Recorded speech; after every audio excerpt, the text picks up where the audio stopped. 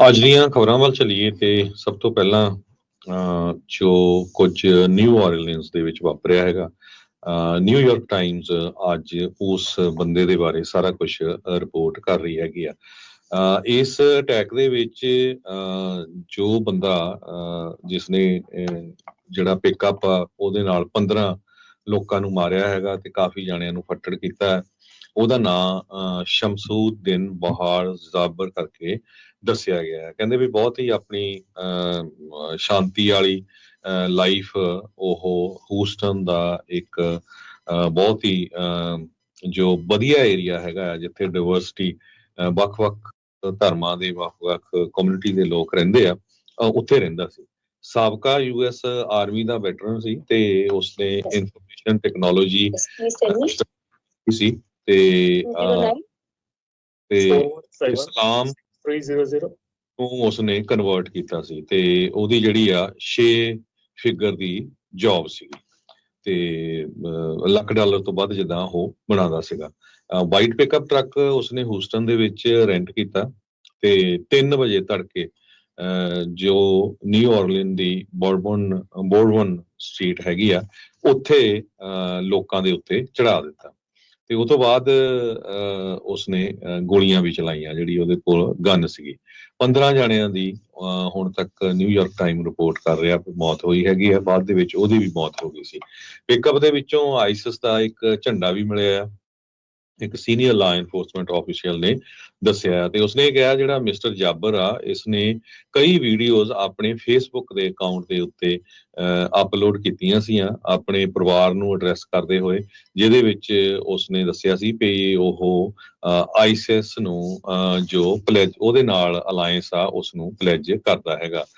FBI ਵਾਲੇ ਹਜੇ ਵੀ ਜਿਹੜਾ ਆ ਉਹਨਾਂ ਨੂੰ ਪਤਾ ਨਹੀਂ ਲੱਗ ਰਿਹਾ ਵੀ ਇੰਨਾ ਇੰਟੈਲੀਜੈਂਟ ਬੰਦਾ ਜਿਸਨੇ ਇੰਨੇ ਸਾਲ ਆਰਮੀ ਦੇ ਵਿੱਚ ਸਰਵ ਕੀਤਾ ਹੋਵੇ, ਅਫਗਾਨਿਸਤਾਨ 'ਚ ਸਰਵ ਕੀਤਾ ਹੋਵੇ, IT ਇੰਡਸਟਰੀ ਨਾਲ ਬਿਲੋਂਗ ਕਰਦਾ ਹੋਵੇ, 6 ਫਿਗਰ ਦੀ ਤਨਖਾਹ ਤੇ ਡਿਊਲਿਟਲ ਕੰਪਨੀ ਦੇ ਨਾਲ ਕੰਮ ਕਰਦਾ ਹੋਵੇ ਤੇ ਉਹਦਾ ਜਿਹੜਾ ਮਨ ਆ ਉਹ ਕਿਸ ਤਰ੍ਹਾਂ ਇੱਧਰ ਨੂੰ ਚਲੇ ਗਿਆ ਹੈਗਾ।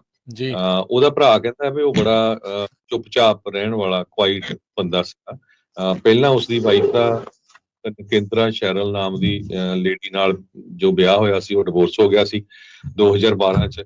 ਉਸ ਤੋਂ ਬਾਅਦ ਫਿਰ ਸੈਕੰਡ ਉਸਦੀ ਮੈਰਿਜ ਹੋਈ ਤੇ ਉਹ ਵੀ ਜਿਹੜਾ ਆ ਉਸ ਦਾ ਜਿਹੜਾ ਡਿਵੋਰਸ ਹੋ ਗਿਆ ਸੀਗਾ। ਸੋ ਨੇਬਰਹੁੱਡ ਦੇ ਵਿੱਚ ਜਦੋਂ ਲੋਕਾਂ ਨੂੰ ਪੁੱਛਿਆ ਗਿਆ ਵੀ ਉਹ ਕਹਿੰਦੇ ਵੀ ਉਹਦਾ ਮੁਸਲਮ ਨੇਬਰਹੁੱਡ ਨਾਰਥ ਆਫ ਹੂਸਟਨ ਉੱਥੇ ਉਸਨੇ ਰੈਂਟ ਤੇ ਘਰ ਲਿਆ ਹੋਇਆ ਸੀਗਾ ਤੇ ਲੋਕਲ ਮੌਸਕ ਜਿਹੜੀ ਆ ਉੱਥੇ ਉਹ ਜਾਂਦਾ ਸੀ ਤੇ FBI ਉੱਥੇ ਵੀ ਜਿਹੜੀ ਪੂਰੀ ਇਨਵੈਸਟੀਗੇਸ਼ਨ ਕਰ ਰਹੀ ਹੈਗੀ ਆ। ਸੋ ਆਪਣੇ ਆਪ ਦੇ ਵਿੱਚ ਰਹਿੰਦਾ ਸੀ, ਕਿਸੇ ਨਾਲ ਵਾਲੀ ਉਹ ਗੱਲਬਾਤ ਨਹੀਂ ਕਰਦਾ ਸੀ। ਬਹੁਤ ਸਾਰੇ ਜਿਹੜੇ ਨੇਬਰਸ ਆ ਉਹਨਾਂ ਨੇ ਜੋ ਦੱਸਿਆ ਵੀ ਘਰ ਦੇ ਵਿੱਚ ਹੀ ਰਹਿੰਦਾ ਸੀ, ਆਪਣੇ ਨਾਂ ਜਿਹੜੇ ਆ ਉਸ ਨੇਬਰਹੁੱਡ ਦੇ ਵਿੱਚ ਨਹੀਂ ਉਹਨਾਂ ਨੇ ਦੱਸੇ।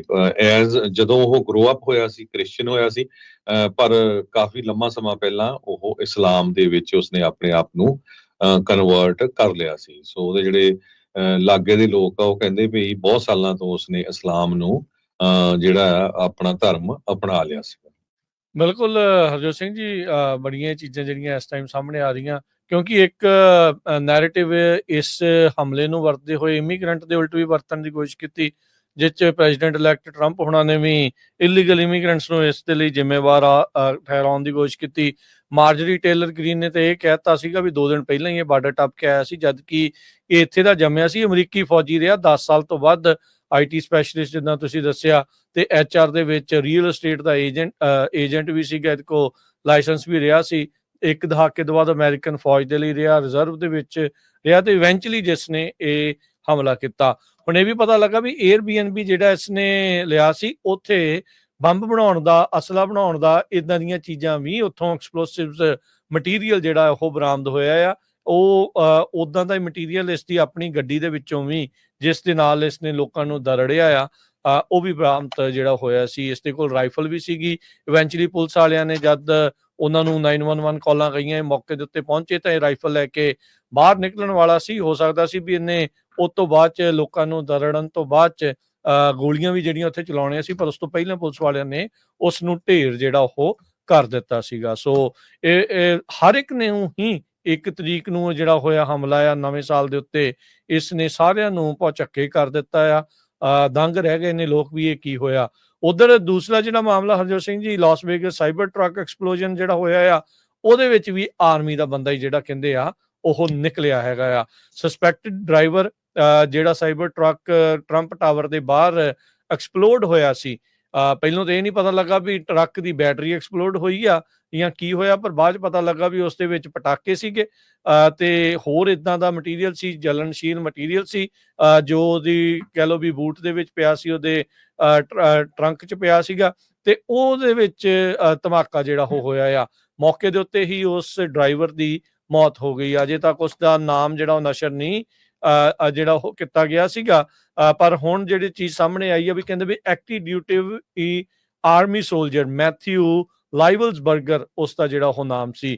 ਪਹਿਲਾਂ ਦੇਖਿਆ ਜਾ ਰਿਹਾ ਸੀਗਾ ਵੀ ਸ਼ਾਇਦ ਇਹ ਦੋਨੋਂ ਜਿਹੜੇ ਹਮਲੇ ਆ ਇਹ ਕਿਤੇ ਆਪਸ ਦੇ ਵਿੱਚ ਮਿਲੇ ਤਾਂ ਨਹੀਂ ਆ, ਪਰ ਹਾਲ ਦੀ ਘੜੀ ਜਿਹੜੀ ਜਾਂਚ ਹੋਈ ਉਸ ਦੇ ਵਿੱਚ ਦੋਨੋਂ ਹੀ ਡਿਫਰੈਂਟ ਇਨਸੀਡੈਂਟ ਇੱਕ ਦੂਜੇ ਤੋਂ ਅਲੱਗ-ਅਲੱਗ ਇਕੱਲੇ ਇਨਸੀਡੈਂਟ ਨਜ਼ਰ ਆ ਰਹੇ ਆ। FBI bureau of alcohol tobacco firearms explosive ਉਹਨਾਂ ਸਾਰਿਆਂ ਦੇ ਨਾਲ ਮਿਲ ਕੇ ਜਿਹੜੀ ਆ ਇਸ ਟਾਈਮ ਉਸ ਦੀ ਜਾਂਚ ਕਰ ਰਹੀ ਆ, ਤੇ ਕੋਲੋਰਾਡੋ ਸਪ੍ਰਿੰਗਸ ਦੇ ਵਿੱਚ ਇਸ army active duty army soldier ਦਾ ਜਿਹੜਾ ਘਰ ਆ ਉਸ ਨੂੰ ਵੀ ਜਿਹੜਾ ਆ ਇਸ ਟਾਈਮ ਜਿਹੜੀ ਉਸ ਦੀ ਕਹਿ ਲਓ ਵੀ ਦੇਖਿਆ ਜਾ ਰਿਹਾ ਵੀ ਕੀ ਉੱਥੇ ਸੀਗਾ, ਕੀ ਮਿਲ ਰਿਹਾ ਆ, ਤੇ ਜਿਹੜਾ ਵਹੀਕਲ ਰੈਂਟ ਕੀਤਾ ਸੀਗਾ ਉਸ ਦੇ ਵਿੱਚ ਆ।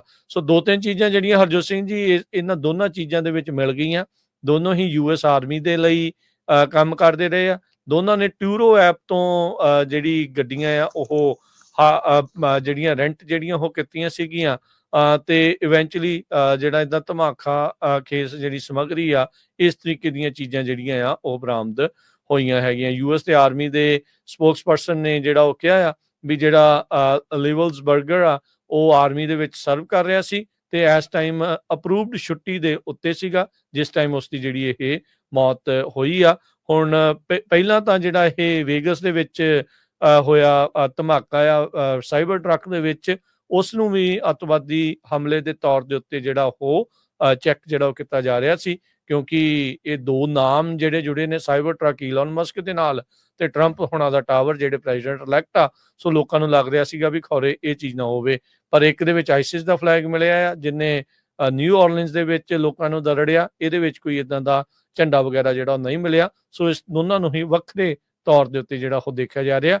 ਇਸ ਦੇ ਵਿੱਚ ਅਜੇ ਕਲੀਅਰਲੀ ਕੁਝ ਨਹੀਂ ਜਿਹੜਾ ਦੱਸਿਆ ਜਾ ਸਕਿਆ ਵੀ ਕੀ ਇਹ ਵਾਕਿਆ ਹੀ ਹਮਲਾ ਸੀ ਜਾਂ ਅਚਨਚੇਤੇ ਜਿਹੜੀ ਐਕਸਪਲੋਸਿਵ ਜਾਂ ਫਲੇਮੇਬਲ ਸਬਸਟੈਂਸ ਉਸ ਦੇ ਟਰੰਕ 'ਚ ਪਏ ਸੀ ਉਹਦੇ ਕਰਕੇ ਉਹਦੇ ਵਿੱਚ ਅੱਗ ਲੱਗ ਕੇ ਧਮਾਕਾ ਹੋਇਆ।